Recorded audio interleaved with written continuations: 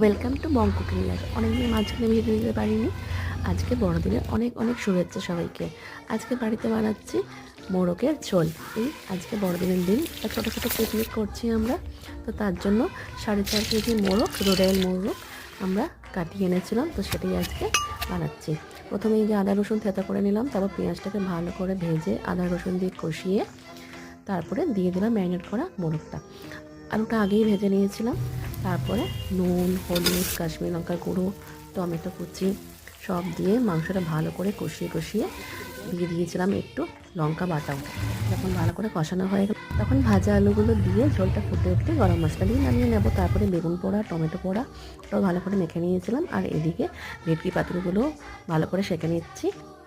ব্যাস, তারপরে গরম গরম ভাত, কষা মাংস, বেগুন টমেটো পোড়া, ভেটকি মাছের পাতুরি, কমলা লেবু, টমেটো, খেজুর আমসত্ত্ব দিয়ে চাটনি দিয়ে জমে গেল আজকে পিকনিক।